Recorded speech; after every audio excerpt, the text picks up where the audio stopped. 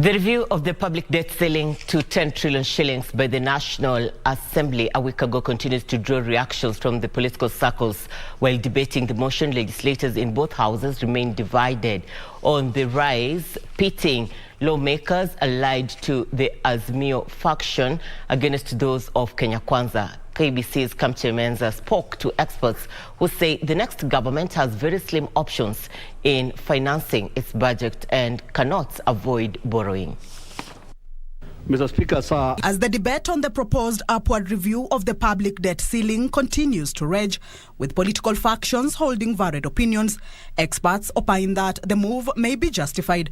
Professor XN Iraki, an economist, says the country has been running on budget deficits yearly and can only depend on borrowing or raising taxes for its citizens. The government is torn between increasing taxes or borrowing from outside or internally.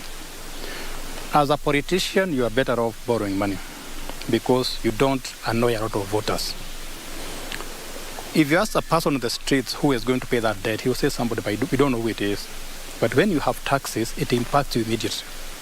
That is why politicians prefer to borrow. They can even pass that to the next government. Professor Iraki says that cutting down on wastage and corruption will be the best alternative for Kenya in managing debt and ensuring sustained development. But this has been unachievable for many political leaders. It might mean losing some jobs. And who want to be the president and sack some government officials? It's very sensitive, whether at a county or national level. So in my opinion, the debate on debt is going to continue. I see the Senate passing the debt ceiling, supporting it. While proposals have been fronted to have capital projects cut down, experts say that may be a challenge. Some of those contracts have already been negotiated. They may be taking 5-10 years long term. So you cannot come and stop a project halfway when it's incomplete. In fact, it's even more expensive for the Kenyan mwananchi. It's something we have to do out of necessity to save the budget for this year, to save the generations to come, to ensure that the new administration can have a budget that they can implement. However much you try to cook GDP on NPV terms at 55%, we would still be below the 9 trillion debt that we have today, Honorable Speaker. If we don't increase the debt to by 1 trillion, because we're only increasing by 1, we might fall short of repayments.